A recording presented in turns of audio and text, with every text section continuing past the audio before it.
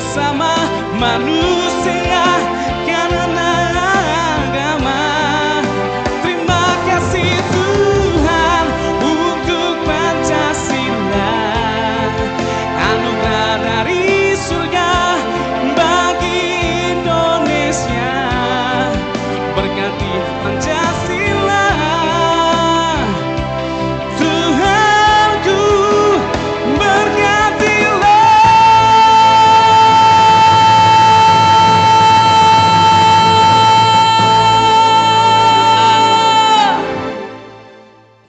Pancasila bagian dari ajaran agama. Teman sebangsa setanah air, kita tidak boleh merendahkan budaya Nusantara. Sebelum agama masuk ke suku kita, ke suku bapak ibu, yang membuat hidup masyarakat itu tertib adalah budaya, adat istiadat.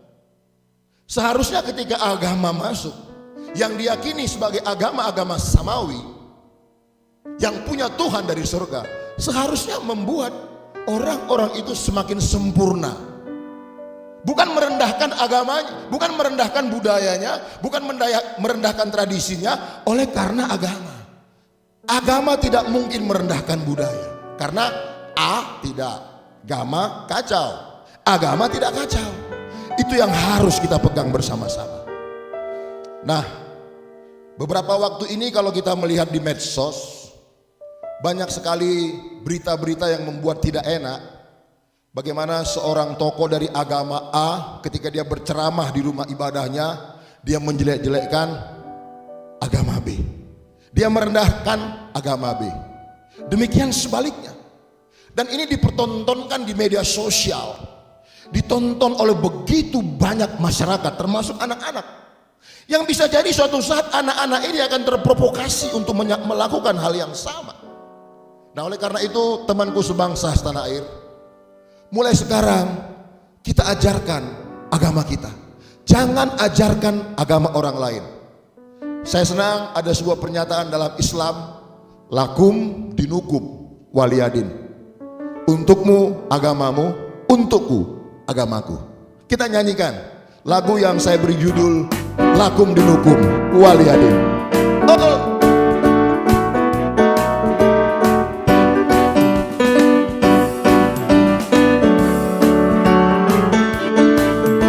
Ya Tuhan, kepadamu aku berdoa, berkatilah bangsa Indonesia. Saudaraku yang Muslim, saudaraku yang Buddha, saudaraku yang Hindu, saudaraku Katolik, aliran kepercayaan, semua yang ada di Indonesia.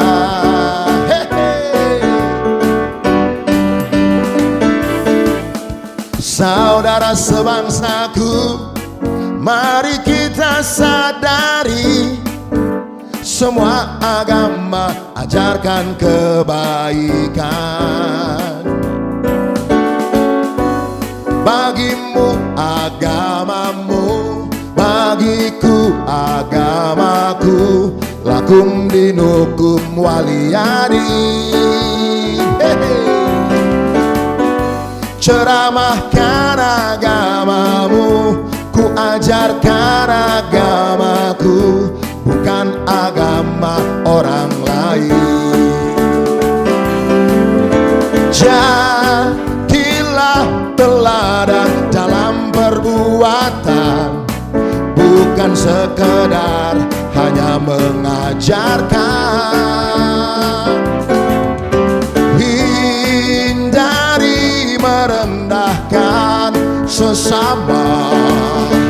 Kamu kafir, kamu sesat, kamu kafir, kamu sesat. Sakarepmu kunci surga bukan milik doktrinmu. Kau juga belum pernah ke surga.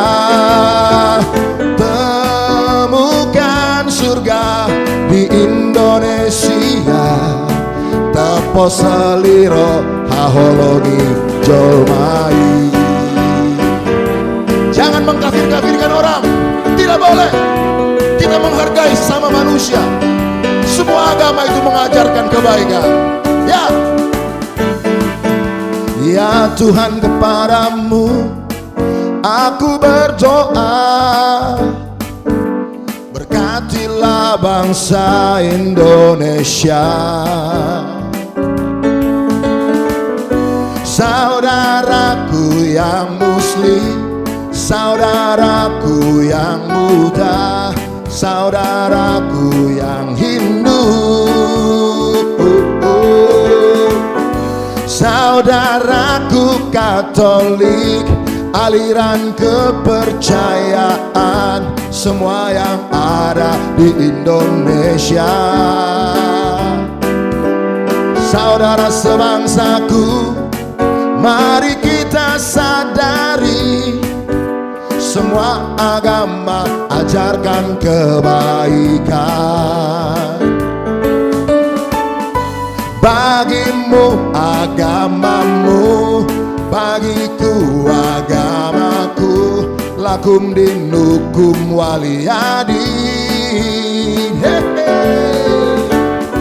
Ceramahkan agamamu, ku ajarkan agamaku, bukan agama orang lain. Mari kita menjadi teladan.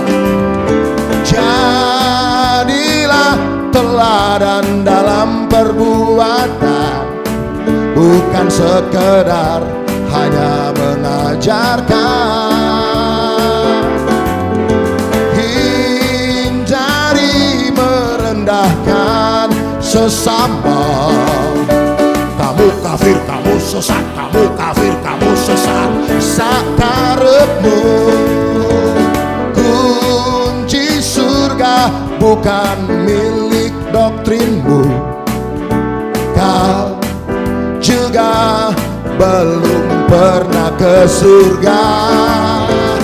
Temukan surga di Indonesia, tepo seliro haholongi jolmai. Jadilah teladan dalam perbuatan, bukan sekedar hanya mengajarkan. Hindari merendahkan sesama. Kamu kafir, kamu sesat, kamu kafir, kamu sesat. Sakarepmu, kunci surga bukan milik doktrinmu. Kau juga belum pernah ke surga.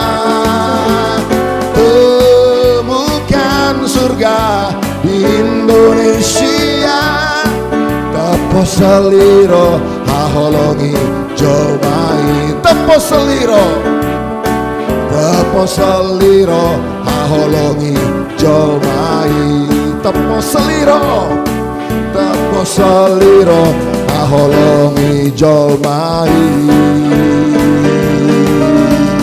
Lakum dinukum waliyadin. Untukmu agamamu, untukku agamaku.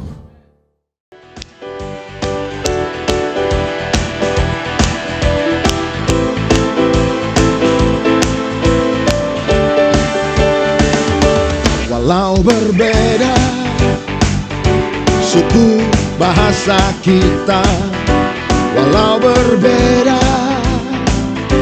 kepercayaan kita, walau berbeda kebiasaan kita, namun kita satu, Indonesia.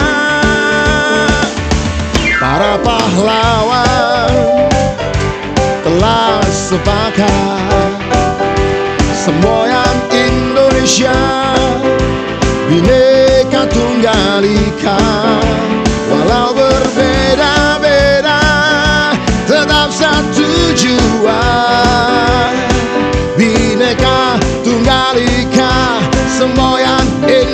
Indonesia, Indonesia.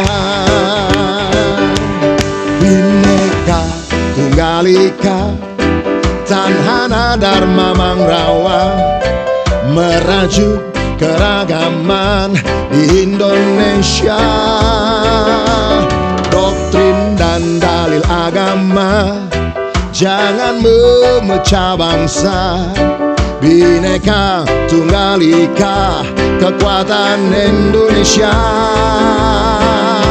Oh, yeah. Walau berbeda suku bahasa kita, walau berbeda kepercayaan kita, walau berbeda kebiasaan kita, namun kita satu Indonesia. Para pahlawan telah sepakat semboyan Indonesia, Bhinneka Tunggal Ika. Walau berbeda-beda tetap satu jua, Bhinneka Tunggal Ika, semboyan Indonesia, Indonesia.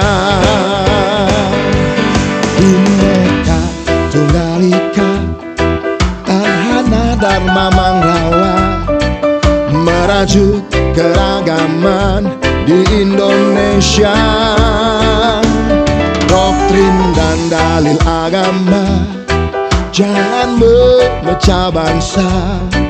Bhinneka Tunggal Ika, kekuatan Indonesia. Bhinneka, Bhinneka Tunggal Ika, Tanhana Dharma Mangrawa, merajuk keragaman di Indonesia. Doktrin dan dalil agama jangan memecah bangsa. Bhinneka Tunggal Ika, kekuatan Indonesia. Oh, walau berbeda suku bahasa kita, walau berbeda kepercayaan kita, walau berbeda kebiasaan kita, namun kita satu Indonesia. Para pahlawan telah sepakat semboyan Indonesia, Bhinneka Tunggal Ika. Walau berbeda-beda tetap satu jua, Bhinneka Tunggal Ika, semboyan Indonesia, Indonesia, Indonesia, Indonesia. Selamat berjumpa kembali di YouTube channel Teologi Mandiri Indonesia. Sebuah pergerakan yang mau mencoba menghadirkan teologi-teologi yang bersentuhan secara langsung dengan segala sesuatu yang ada di Negara Kesatuan Republik Indonesia.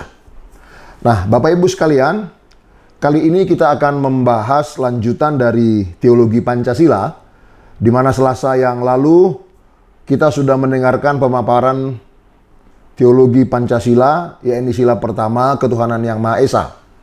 Sekarang kita akan lanjut membahas teologi Pancasila, sila yang kedua, kemanusiaan yang adil dan beradab. Nah, Bapak Ibu teman-teman sebangsa setanah air, Allah dan manusia sesungguhnya hal yang sangat dekat. Sebab sekalipun manusia itu diciptakan oleh Allah, namun jika mengacu kepada Alkitab, manusia itu diciptakan sejak semula adalah menjadi serupa dan segambar dengan Allah. Artinya, apa yang ada pada manusia itu menyerupai apa yang ada pada Allah, walaupun tidak semuanya sama.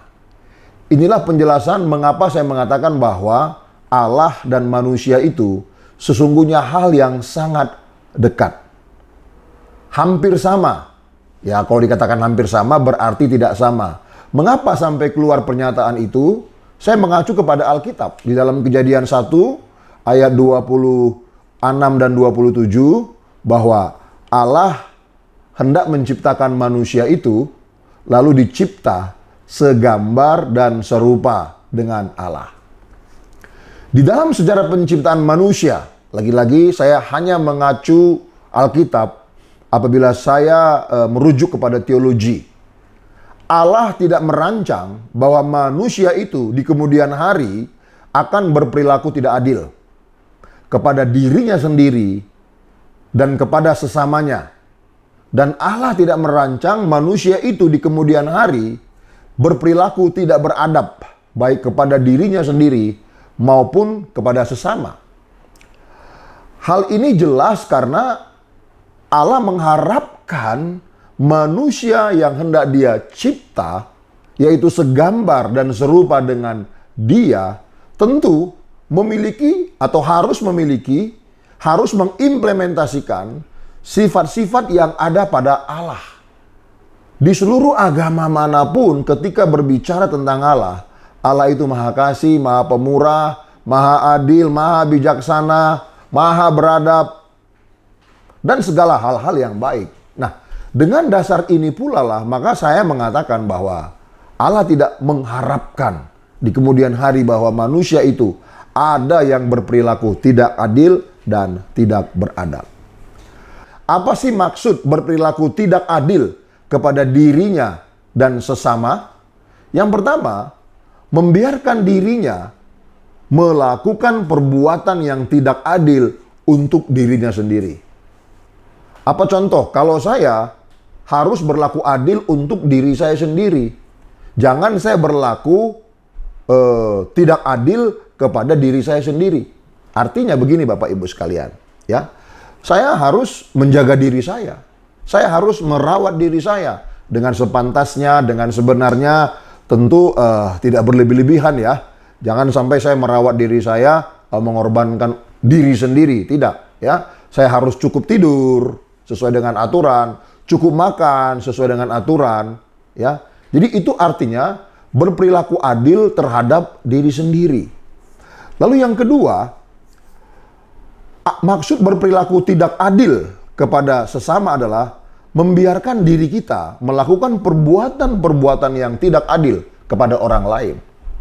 Ada perilaku-perilaku yang tidak adil yang bisa dilakukan oleh si A kepada si B, atau si B kepada si A. Yang tadi kepada diri sendiri, sekarang kepada orang lain. Apa itu contohnya? Mengambil hak yang bukan miliknya dari orang lain. Apakah itu dengan cara paksa, dengan cara merampas, atau dengan cara menipu? Atau bisa juga berperilaku tidak adil kepada orang lain. Korupsi. Seperti yang sekarang lagi viral ya. Perihal dugaan. Ini masih dugaan karena semua masih tersangka.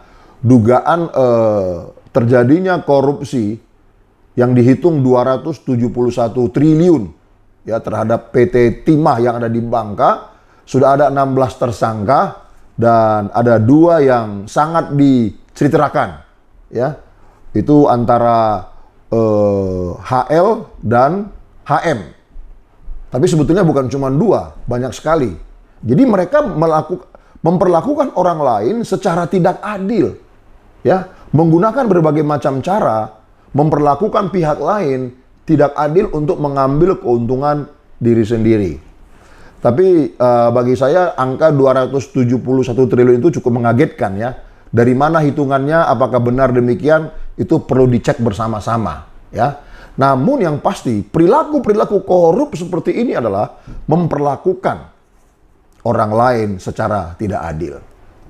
Lalu yang kedua, maksud berperilaku tidak beradab ya kepada dirinya sendiri dan sesama adalah yang pertama, membiarkan diri kita sendiri melakukan perbuatan yang tidak semestinya kita lakukan untuk diri kita sendiri, bahkan kita menikmatinya.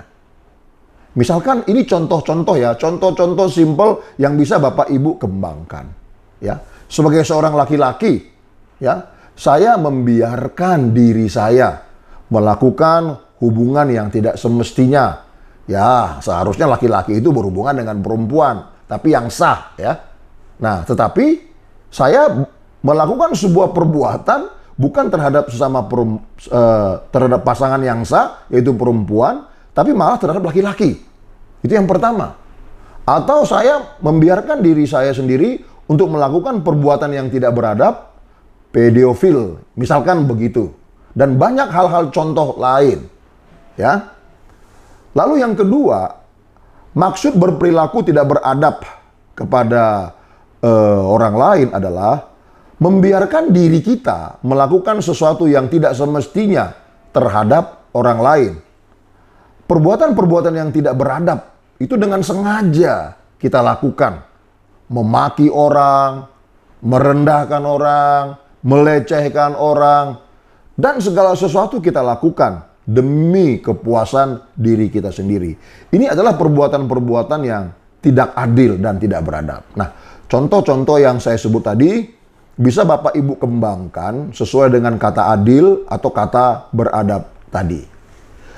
Nah, Bapak Ibu, teman-teman sebangsa setanah air, sejak semula ya, keberadaan manusia dirancang hanya untuk melakukan apa yang baik dan benar. Itu sejak semula. Manusia tidak pernah dirancang oleh Allah yang menciptakannya untuk melakukan hal yang tidak baik dan hal yang tidak benar. Karena apa? Lagi sekali mengacu kepada Alkitab. Dirancang dan dicipta segambar dan serupa dengan Allah. Jika mengacu pada sila kedua, kalimat melakukan apa yang baik dan yang benar, yang seharusnya menjadi tujuan manusia, jika mengacu kepada sila kedua, ini melakukan apa yang adil dan apa yang beradab. Ya, jadi semacam ada dua kalimat ya dalam konteks teologi disebut melakukan apa yang baik dan benar. Dalam konteks dasar negara yaitu sila kedua, melakukan apa yang adil dan beradab. Sebetulnya kalau dibedah ya bisa saja memiliki definisi yang berbeda, tapi kalaupun berbeda itu sangat sedikit perbedaannya. Namun tujuannya itu pasti sama. Intinya itu pasti sama. Artinya ya manusia itu harus melakukan hal-hal yang sewajarnya, hal-hal yang sepantasnya, hal-hal yang sudah diatur. Tapi dalam perkembangannya, sebagian manusia tidak mampu melakukan tujuan-tujuan itu. Sebagian lagi mungkin saja mereka mampu melakukan. Nah, mengapa saya mengatakan sebagian? Ya, maksud sebagian di sini ya karena saya sebagai pemapar tidak mengetahui keberadaan manusia secara menyeluruh semuanya di muka bumi ini. Tidak, ya. Saya meyakini diri saya bahwa jumlah orang yang saya kenal lebih sedikit daripada jumlah orang yang tidak saya kenal di belahan bumi ini. Jangankan di belahan bumi ini. Untuk konteks Jakarta, saya punya orang-orang yang saya kenal. Ada 12 atau 13 juta penduduk DKI Jakarta. Ya, yang saya kenal paling beberapa orang. Jadi berdasarkan hal ini, saya tidak bermaksud selalu berpikiran negatif, tapi akan mengangkat fakta. Nah, ketika fakta itu muncul, tidak mungkin saya generalisasi semuanya. Makanya saya menggunakan kalimat sebagian. Jadi, sebagian orang mampu untuk melakukan itu, tapi sebagian lagi tidak mampu. Nah, jika mengacu kepada teologi Kristen, semua ini terjadi karena dosa. Ya, di dalam sejarah penciptaan manusia itu, manusia dirancang lalu dicipta segambar dan serupa dengan Allah. Tetapi pada akhirnya manusia itu gagal mewujudkan itu. Jangankan manusia, Allah sendiri saja dilawan. Ya, sudah jelas Allah memerintahkan jangan memakan buah pohon pengetahuan yang baik dan yang jahat. Itu Allah yang menciptakannya, Allah yang memelihara kehidupannya. Itu dilawan. Nah, karena itu jika mengacu kepada teologi Kristen, saya mengulangi, semua hal itu terjadi karena dosa. Terjadi karena pelanggaran, berani melanggar perintah Allah. Nah, pada akhirnya manusia tidak lagi melakukan sesuatu berdasarkan apa yang ditetapkan, apa yang diatur oleh Allah sebagai penciptanya. Tidak. Manusia memilih untuk terpisah dari Allah, manusia memilih terpisah dari peraturan-peraturan atau tidak menyukai peraturan.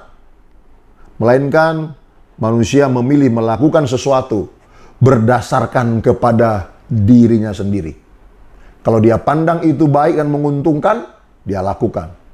Sekalipun itu akan merugikan orang lain, karena dia pandang itu baik, menguntungkan, menyenangkan dirinya, sekalipun itu sesungguhnya bertabrakan dengan perintah Allah, aturan, tetap dia lakukan. Karena apa? Menurut dia itu menguntungkan dirinya. Ya, misalkan ya orang-orang yang melakukan korupsi-korupsi itu. Sudah jelas korupsi dilarang kan? Tapi menurut dia itu baik. Menurut dia ya. Karena apa? Menguntungkan dirinya, memperkaya dirinya, dan lain segala macam. Dia lakukan juga. Dan pada akhirnya kebiasaan-kebiasaan yang tidak dirancang oleh Allah ketika Allah menciptakan manusia itu, justru itu yang terjadi di tengah-tengah kehidupan manusia. Nah, apakah semua manusia di bumi ini melakukan itu? Lagi sekali saya harus membatasi pengenalan saya, kemampuan diri saya mengenal semua manusia. Saya harus membuat batasan. Ada yang iya, ada yang tidak.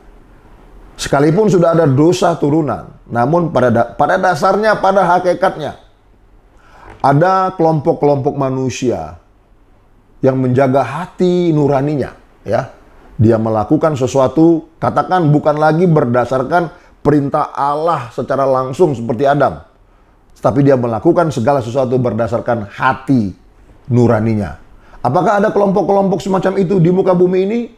Ya, dalam ketidakmahaan kita, maka kita harus menerima bahwa hal itu bisa saja ada. Nah, saudara, sekali lagi kalau kita berbicara tentang teologi, saya akan mengutip ini singkat karena ini adalah teologi kemanusiaan yang adil dan beradab. Teologi itu sudah jelas dari kata theos dan logos. Jadi ilmu yang mempelajari tentang Allah. Itulah teologi. Apakah manusia mampu mempelajari Allah? Ya, tentu terbatas. Tapi tetap harus diupayakan sebagai wujud keberadaan manusia diciptakan oleh Allah.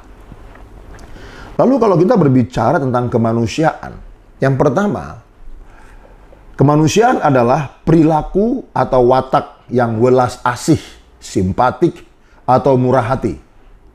Sifat atau keadaan yang manusiawi.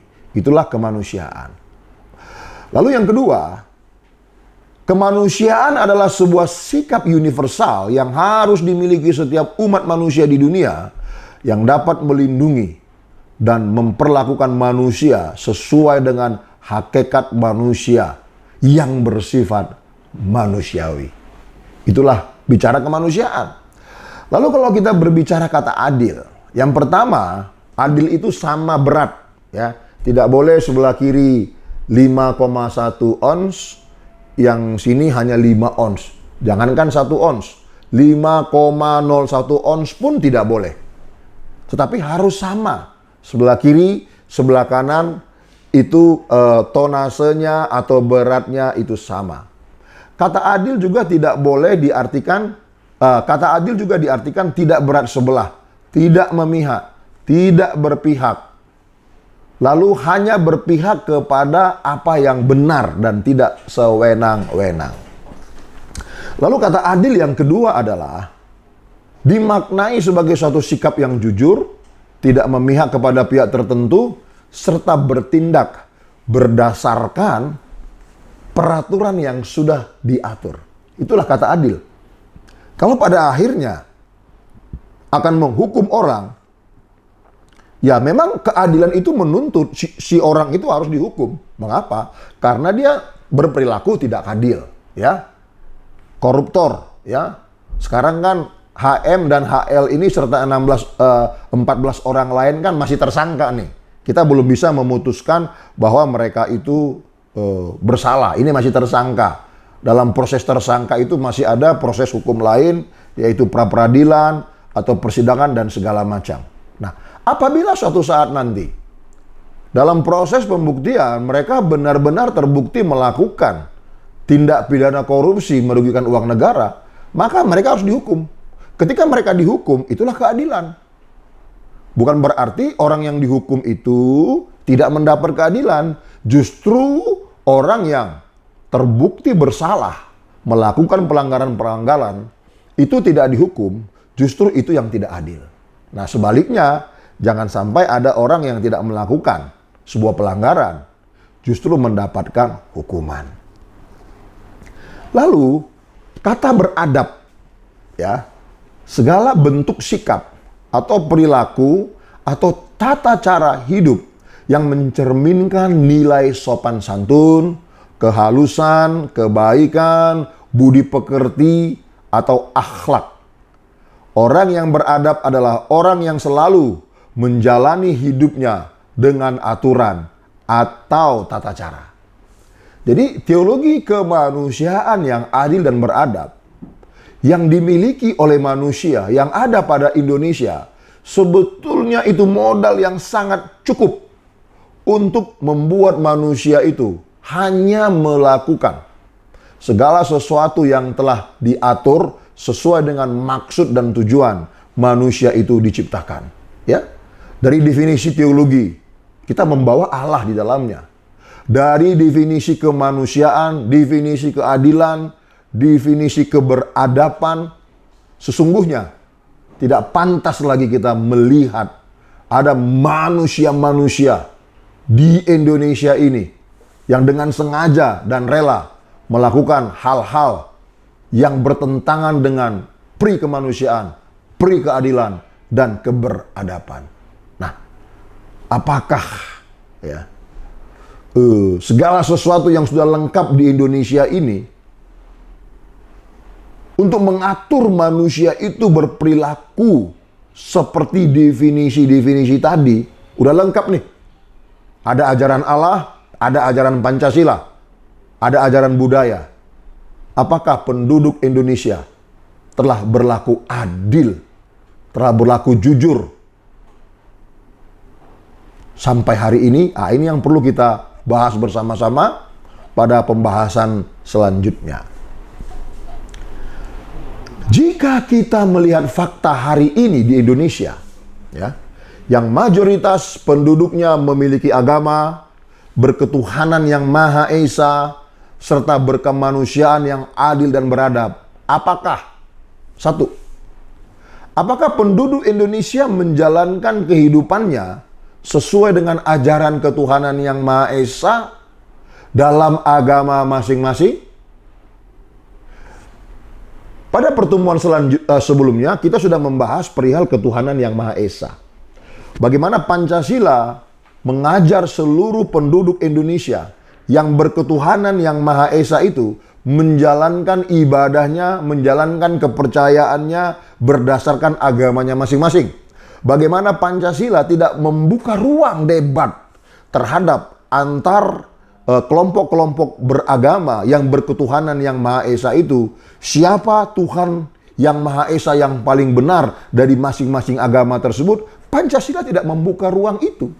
Nah, pertanyaannya, apakah penduduk Indonesia telah menjalankan kehidupannya sesuai dengan ajaran ketuhanan yang Maha Esa tersebut? Apa yang terjadi? Apa yang kita lihat hari ini?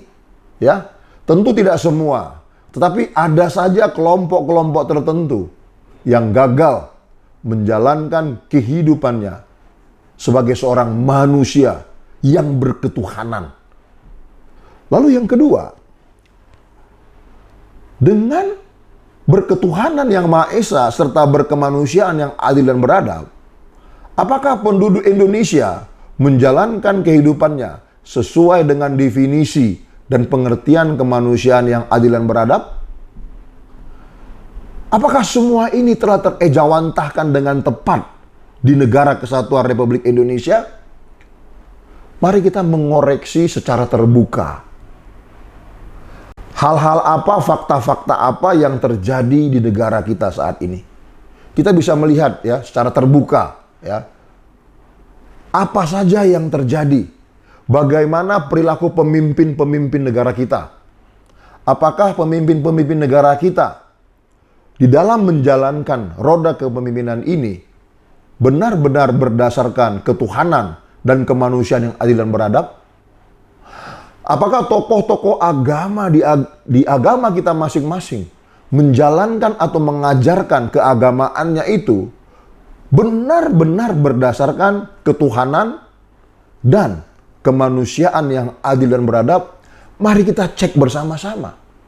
Apakah semua pengusaha-pengusaha di negara kesatuan Republik Indonesia, apapun jenis usahanya, apakah semua aparatur sipil negara, apakah mahasiswa, mahasiswi, pemuda-pemudi, apakah semuanya telah menjalankan kehidupannya berdasarkan ketuhanan yang Maha Esa, yang berkemanusiaan, keadilan, dan keberadaban itu? Nah, ini harus kita perhatikan bersama-sama. Nah, simpelnya adalah begini. Kita tarik kepada diri kita sendiri. Siapa kita hari ini? Apa posisi kita hari ini? Pejabat negara kah? Anggota dewan kah? Penegak hukum kah? Tokoh agama kah? ASN kah? Whatever lah. Siapakah? Nah, di negara tempat kita hidup ada aturan. Ada aturan ketuhanan, ada aturan Pancasila. Nah, sebaiknya sebagai seorang manusia yang sadar betul, sampai hari ini kita di usia berapa? Apakah kita sudah menjalankan semua itu dengan sungguh-sungguh? Atau jangan-jangan seluruh perbuatan kita justru mengancam peradaban kemanusiaan, justru mengancam rasa keadilan, dan justru mengancam, tanda kutip, keberadaan agama. Ya, saya tidak mengatakan keberadaan Tuhan. Siapa sih manusia yang bisa mengancam Tuhan? Saya membuat keagamaan. Mengapa itu bisa terjadi? Ya dengan perilaku-perilaku yang tidak benar, perilaku-perilaku yang korup, perilaku-perilaku yang mau untung sendiri dan merugikan orang lain. Nah, sebagai warga negara kesatuan Republik Indonesia, kita harus mengoreksi diri kita sendiri. Nah, lalu Bapak Ibu sekalian, kita akan masuk kepada teologi kemanusiaan yang adil dan beradab. Setelah di depan tadi saya mencoba menjelaskan beberapa pengertian, definisi, lalu ada uraian-uraian yang singkat. Kemanusiaan yang adil dan beradab adalah sila kedua dari Pancasila yang menjadi dasar negara kita. Pejuang-pejuang kemerdekaan yang juga adalah pendiri bangsa, pendiri republik, merumuskan sila ini. Tentu berharap NKRI yang baru saja berdiri, seluruh penduduknya memiliki sikap kemanusiaan, berperilaku adil, berperilaku beradab terhadap dirinya dan sesama. Nah, sebagaimana Allah dalam konteks Alkitab ya, menciptakan manusia, dia berharap bahwa manusia yang hendak dia ciptakan itu hanya hidup melakukan segala sesuatu sesuai dengan apa yang sudah diatur sejak awalnya. Nah, demikian juga para pendiri bangsa negara kesatuan Republik Indonesia yang berjuang mengusir Belanda, lalu merumuskan dasar negara, karena Sabang sampai Merauke, Miangas sampai Pulau Rote sepakat menjadi Indonesia. Tentu mereka berharap di dalam menghadirkan atau melahirkan sila kedua ini, mereka sangat berharap seluruh penduduk Nusantara melakukannya, berperilaku seperti sila kedua ini. Para pendiri bangsa perumus sila kedua ini tidak berharap adanya masyarakat-masyarakat Indonesia berperilaku seperti yang saya sebut di awal tadi.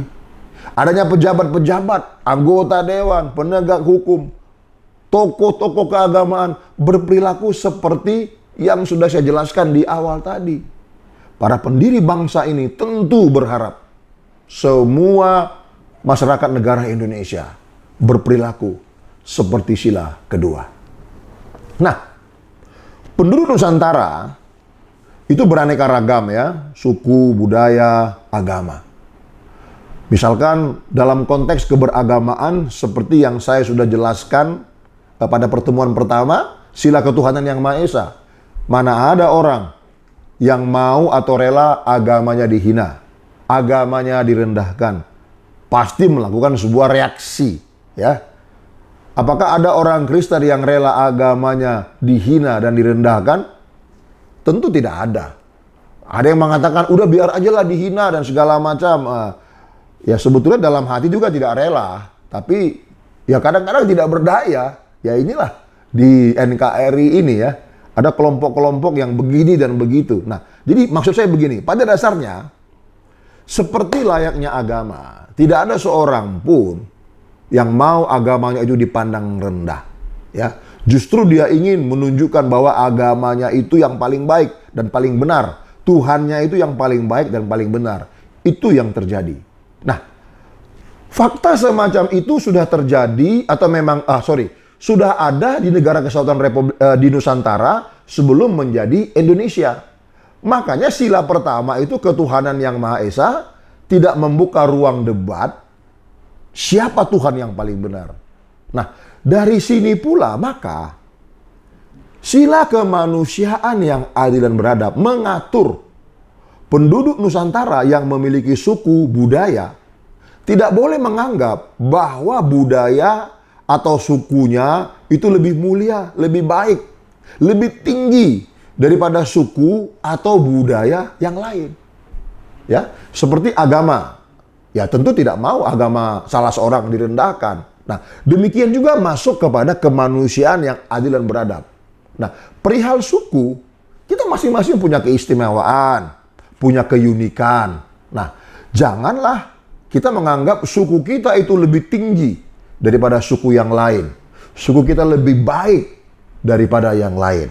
Nah, seperti Pancasila, sila ketuhanan yang Maha Esa, tidak membuka ruang debat Tuhan mana yang paling benar, Tuhan yang Maha Esa mana yang paling benar. Demikian juga Pancasila pada sila kedua. Tidak membuka ruang debat. Suku mana yang paling baik, suku mana yang paling hebat. Semua itu sama, tidak ada perbedaan. Ya. Nah, di dalam sila kemanusiaan yang adil dan beradab, semua penduduk Nusantara itu telah sepakat menjadi Indonesia. Jadi, harus menunjukkan sifat-sifat keberadaban. Siapapun dan dari manapun, serta keturunan siapapun yang bersatu dengan NKRI itu semuanya sama. Dia mau nenek moyangnya siapa, mau nenek moyangnya ini dan segala macam, itu semuanya sama. Ketika dia sepakat memiliki KTP Indonesia, paspor hijau, ada burung Garuda, siapapun dia, apapun keturunannya, apapun sukunya, semuanya itu sama.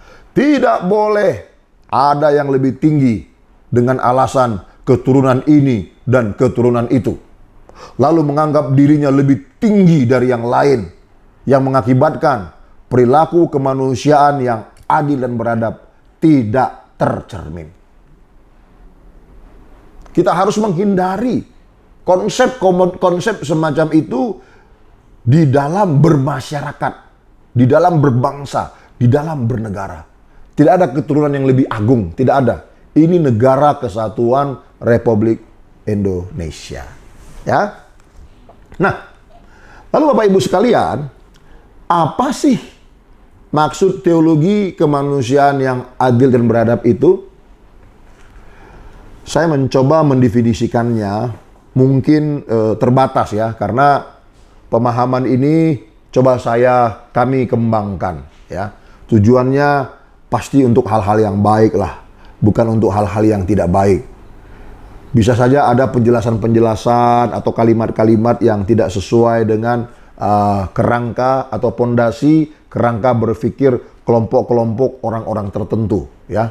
Tetapi dalam konteks Indonesia, maksud kami ini semuanya baik ya.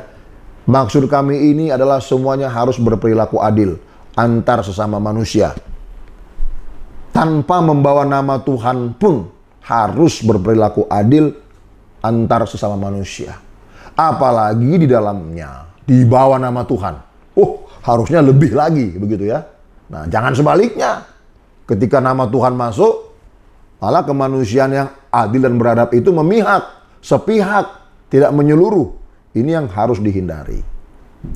Definisinya adalah mempelajari tentang Allah yang implementasinya menciptakan keadilan dan keberadaban dalam kehidupan manusia. Jadi teologi kemanusiaan yang adil dan beradab mengajak semua orang yang belajar tentang Allah, implementasinya itu harus menciptakan keadilan. Artinya berperilaku adil terhadap diri sendiri dan orang lain. Artinya berperilaku adab terhadap dirinya sendiri dan kepada orang lain. Itulah definisi teologi kemanusiaan yang adil dan beradab. Nah, tentu ada tujuan mengapa kami memunculkan konsep teologi kemanusiaan yang adil dan beradab. Lagi sekali, perihal sila kedua kemanusiaan yang adil dan beradab, kami tidak menjelaskan penjelasannya berdasarkan konsep BPIP, Badan Pembinaan Ideologi Pancasila. Kami tidak menjelaskan. Karena apa? Di YouTube Teologi Mandiri sebelumnya, kami sudah menjelaskan sila pertama sampai sila kelima berdasarkan BPIP. Namun kali ini kami mencoba hanya menjelaskan konsep berteologinya saja. Ya. Nah, apa tujuan teologi kemanusiaan yang adil dan beradab? Yang pertama, mewujudkan berteologi dalam ruang lingkup Negara Kesatuan Republik Indonesia. Salah satunya mengangkat topik kemanusiaan yang adil dan beradab. Ya. Teologi Mandiri Indonesia itu punya visi, ya, mengindonesiakan Kristen, bukan mengkristenkan Indonesia. Nah, dalam mewujudkan visi itu ada 5 misi yang kami kerjakan, kan? Yang pertama itu, ya, kami harus menyatakan bahwa Yesus Kristus itu adalah juru selamat semua manusia. Bukan hanya juru selamat orang Kristen saja, sebab Yesus Kristus itu adalah Allah yang menciptakan langit dan bumi, Allah yang menciptakan Adam dan Hawa, juga mengusir Adam dan Hawa, juga dialah yang mengambil rupa manusia, ya, untuk menebus dosa tersebut. Nah, ketika dosa itu terjadi, dosa awal itu terjadi dalam konteks Kejadian 1 sampai 3, ya, mengacu kepada Alkitab. Di sana belum ada agama-agama yang kita maksud seperti hari ini.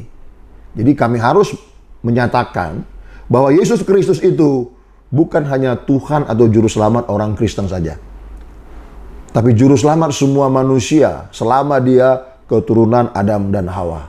Begitulah berdasarkan teologi Kristen. Nah, persoalan hari ini ada orang yang menghujat dia, masih ada orang yang belum percaya, ya nggak ada masalah.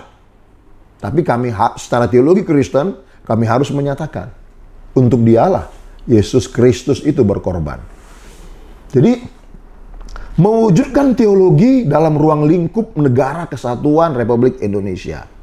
Bapak Ibu, selama ini dalam konteks Kristen, ketika kita berteologi, apa sih yang kita bahas? Apa yang kita diskusikan? Rata-rata itu adalah konsep kehidupan bertuhan. 1. Orang-orang Israel perjanjian lama. 2. Orang-orang Eropa atau Amerika di dalam bertuhan. Apakah hubungan bertuhan antara penduduk Indonesia dengan Tuhan itu tidak bisa dibahas atau tidak bisa diteologikan? Apakah sesuatu yang ada di Negara Kesatuan Republik Indonesia karena tidak berasal dari luar negeri, Timur Tengah sana, atau Yerusalem, atau Israel sana, tidak bisa kita teologikan? Apakah kalau kita berbicara teologi harus terkait kepada Yerusalem dan Israel sana? Saya pikir tidak. Tradisi, situasi, keadaan semuanya berbeda. Tuhannya sama? Yes. tapi situasi, keadaan, tradisi, politik, budaya, itu semuanya berbeda. Makanya teologi mandiri Indonesia hadir berteologi dalam ruang lingkup Negara Kesatuan Republik Indonesia. Salah satunya dalam hal ini adalah mengangkat topik teologi Pancasila. Sila kedua, kemanusiaan yang adil dan beradab. Dengan memahami tujuan teologi kemanusiaan yang adil dan beradab, yang pertama ini, para pendengar, ya, pengikut, ya, yang sering menonton channel ini, mulai berpikir, iya, Bapak Ibu juga bisa mengembangkan segala situasi, keadaan, orang-orang yang berhubungan dengan Tuhan di bangsa ini, di suku apapun di negara ini, bisa Bapak Ibu tumbuh kembangkan sebuah konsep. Sehingga teologi kita itu tidak lagi dipengaruhi oleh kerangka berpikir asing. Tapi murni kerangka berpikir Indonesia sesuai dengan konteks. Tuhannya sama, tapi situasi, kondisi, keadaan itu sungguh amat sangat berbeda. Jadi kembangkanlah teologi-teologi yang berhubungan langsung dengan keindonesiaan kita. Itu tujuan yang pertama. Tentu ini sangat bisa dikembangkan, tapi saya harus membatasi dalam pertemuan ini. Lalu yang kedua, menghindari penduduk Negara Kesatuan Republik Indonesia dari wewenang tafsir-tafsir keagamaan yang mengatasnamakan Tuhan, tetapi tidak berperi kemanusiaan yang adil dan beradab. Itulah tujuan teologi kemanusiaan yang adil dan beradab.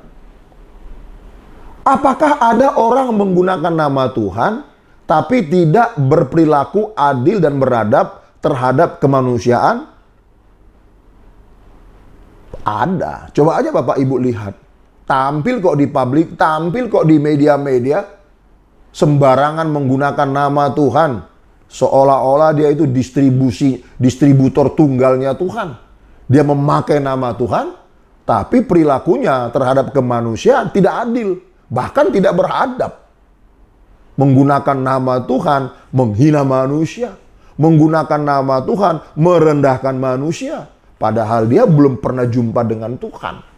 Jadi memang saya sebagai orang beragama, saya melihat adanya kelompok-kelompok tertentu menafsir, membangun tafsir menggunakan nama Tuhan, tapi implementasinya tidak menghadirkan kemanusiaan yang adil dan beradab. Justru merendahkan kemanusiaan dengan menganggap bahwa ini dari Tuhan, ini dari Tuhan. Oke, dari Tuhan. Tetapi mana buktinya?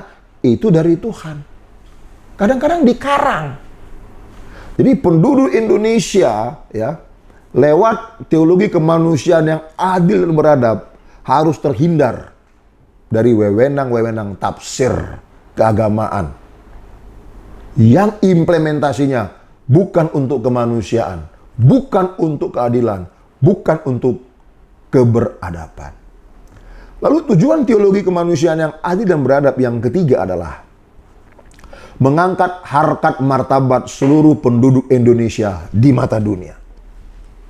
Ya, negara Indonesia ini lama sekali dijajah oleh penjajah. Ini tahun 2024. Sudah 79 tahun kita merdeka. Sebelum tahun 1945, penduduk Nusantara ini dijajah begitu lama. Dan ketika Indonesia merdeka, pengaruh-pengaruh asing begitu kuat mempengaruhi keberadaan negara ini. Seluruhnya. Aspek politik, aspek ekonomi, maupun agama. Bahkan dalam mengurusi ketatanegaraan kita, banyak sekali kita belajar studi banding ke luar negeri sana. Itu yang terjadi. Artinya, dengan melakukan hal semacam itu sebetulnya tidak salah. Tetapi, kalau kita memandang diri kita lebih rendah daripada orang-orang lain yang ada di negara manapun, itu hal yang tidak tepat. Ini harus kita rubah. Harkat martabat seluruh penduduk Indonesia di mata dunia itu sama. Tidak ada bangsa yang khusus pintar, bangsa yang khusus bodoh. Itu nggak ada. Pintar karena belajar. tidak pintar atau bodoh karena tidak belajar. Mental itu harus dilatih. Jadi jangan pernah minder terhadap suku bangsa lain, nggak boleh. Sama bos, kita ini sama, lagi sekali sama. Kamu sama saya ini sama. Jangan ketika kita melihat kelompok-kelompok dari bangsa tertentu, kita udah minder, nggak boleh. Sama, kita semua sama. Jadi kalau ada doktrin-doktrin yang semacam itu dibangun, dalil-dalil yang semacam itu dibangun, ya, kita harus menolak itu. Karena semuanya itu sama. Lalu tujuan yang keempat, mempertegas bahwa di mata Tuhan, semua manusia itu adalah sama. Jadi kalau kita masuk kepada teologi kemanusiaan yang adil dan beradab, dengan tujuan yang keempat ini, bahwa di mata Tuhan semua manusia itu sama, udah pasti. Seluruh tafsir-tafsir keagamaan yang mengatasnamakan Tuhan, tapi tidak terimplementasi dalam kemanusiaan yang adil dan beradab, udah pasti itu gugur. Karena apa? Di mata Tuhan itu semua sama. Tidak ada perbedaan. Yang membuat berbeda adalah orang jahat dan orang baik. Bukan suku A, bukan suku B, bukan bangsa A, bukan bangsa B. Tapi semuanya itu sama di mata Tuhan. Nah, menarik sekali memang, ada 4 tujuan yang kami bangun. Tapi lagi sekali saya hanya bisa membatasi penjelasan kali ini sebatas itu, supaya Bapak Ibu tidak terlalu boring mendengarkan YouTube ini nanti. Namun harapan kami Bapak Ibu bisa menangkap maksud baik, maksud mulia untuk menciptakan keadilan dan keberadaban dalam kehidupan sesama manusia. Nah, dalam perspektif Kristen, Bapak Ibu, ada ayat yang mengatakan begini. Suatu kali murid-murid itu datang dan bertanya kepada Yesus perihal hukum, perintah mana yang harus dilakukan. Lalu saya mengutip Matius 22 ayat 37 sampai 39. Jawab Yesus kepadanya, kepada yang bertanya, kasihilah Tuhan Allahmu dengan segenap hatimu, dan dengan segenap jiwamu, dan dengan segenap akal budimu. Itulah hukum yang terutama dan yang pertama. Jadi, memang Tuhan Yesus Kristus memerintahkan untuk mengasihi Tuhan Allah. Harus, karena apa? Dialah yang menciptakan kita. Dialah sumber kehidupan kita. Dialah yang memelihara kita dan melindungi kita. Kita harus mengasihinya dengan apa? Hati. Tulus mengasihi. Jiwa. Keinginan kita itu harus bersih. Akal budi. Itu hukum yang terutama dan yang pertama. Nah, ayat 39. Dan hukum yang kedua yang sama dengan itu. Perhatikan. Hukum yang pertama dan terutama. Lalu ini hukum yang kedua juga terutama. Sama-sama terutama. Kasihilah sesamamu manusia seperti dirimu sendiri. Ini adalah perintah Tuhan Yesus Kristus secara langsung. Hendaklah kita mengasihi sesama manusia seperti kita mengasihi diri kita sendiri. Artinya, kita harus menciptakan rasa adil di antara sesama manusia dalam bekerja, dalam berdagang, pokoknya dalam bersosialisasi semuanya. Kita harus mengasihi semua manusia itu. Ya, di dalam Matius 7 ayat 12 juga mengatakan, segala sesuatu yang ingin orang lain lakukan kepadamu, lakukanlah itu terlebih dahulu. Artinya, kalau kita tidak mau ditipu, tidak mau dirugikan, tidak mau dikorupsi, maka jangan pula kita melakukan hal yang sama. Itu artinya. Tetapi ada orang-orang yang membangun teologi, ya, nggak apa-apa, korupsi nggak apa-apa, nipu nggak apa-apa, yang penting agamanya ini. Nggak apa-apa melakukan yang jahat, yang penting agamanya ini. Walaupun dia banyak kejahatan, kalau agamanya ini, udah dia pasti masuk surga. Ini kalimat-kalimat yang tidak masuk akal. Mengganggu akal sehat. Dalil, tafsir, doktrin itu harus berkesesuaian dengan akal sehat. Tuh, lagi muncul banyak sekarang nih. Yang ada menggugat ke MK. Ini kesempatan bagi kita untuk melakukan proses masuk surga. Masa untuk masuk surga itu harus melakukan gugatan ke MK, melawan Bapak Presiden Jokowi dan segala macam? Itu nggak mungkin sama sekali, Bapak Ibu. Nah, hal-hal semacam ini yang harus kita bersihkan kalau kita mempelajari teologi kemanusiaan yang adil dan beradab.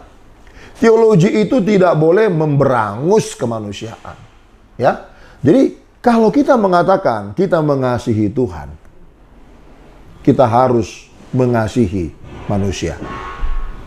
Perilaku orang yang mengasihi Tuhan, dia harus mengasihi manusia. Orang yang mengaku menghormati Tuhan, tetapi merendahkan sesama manusia, sesungguhnya dia tidak menghormati Tuhan. Dalam konteks keberagamaan ya, saya harus sampaikan kepada kita semua. Orang yang sungguh-sungguh menghormati agamanya, dia pasti menghormati agama orang lain. Orang yang sering merendahkan, menjelek-jelekkan agama orang lain, dia pasti tidak menghormati agamanya sendiri. Jadi, kalau kita bicara teologi, itu kan tidak terlepas dari agama. Nah, Indonesia ini punya agama berketuhanan yang Maha Esa. Sudah seharusnya kita harus berkemanusiaan yang adil dan beradab. Kita harus membuang jauh-jauh tafsir-tafsir keagamaan yang merendahkan kemanusiaan. Ya, jadi akhirnya Bapak Ibu ada kesimpulan yang coba kami buat. Yang pertama, berperilaku adil dan beradab sudah semestinya sebagai manusia, apalagi yang berketuhanan. Tuh, ya. Tanpa ketuhanan pun sebetulnya manusia itu harus berperilaku adil dan beradab. Tetapi kan manusia itu kan diciptakan Tuhan. Ketika berketuhanan, semakin kuat adil dan beradabnya. Lalu yang kedua, implementasi berketuhanan adalah berkemanusiaan yang adil dan beradab. Lalu yang ketiga, tujuan berketuhanan dan berkemanusiaan yang adil dan beradab dalam konteks Negara Kesatuan Republik Indonesia yang beragam harus menghasilkan persatuan Indonesia.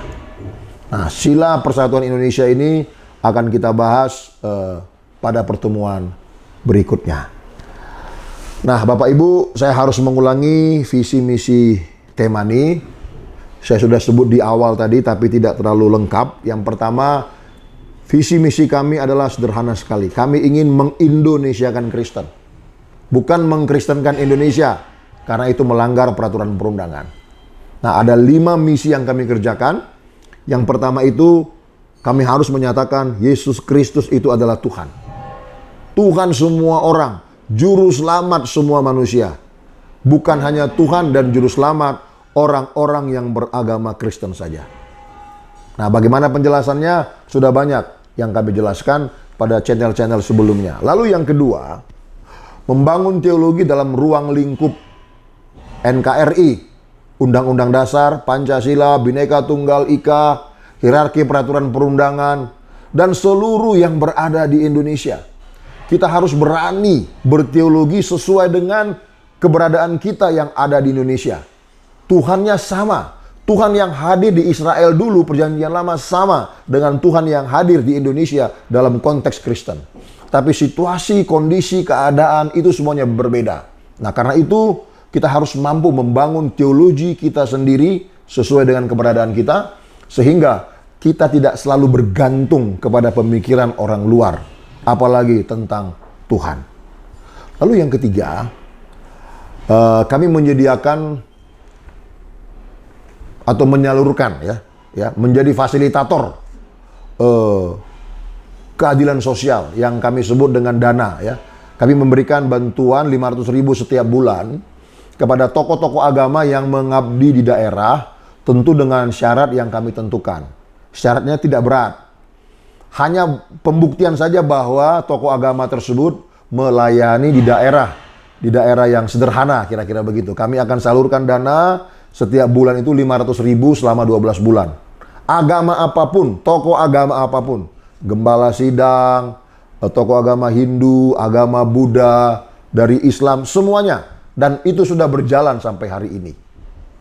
Lalu yang keempat, karena kami fasilitator, karena itu kami mengajak seluruh sahabat sebangsa setanah air yang memiliki dana yang lebih, ya.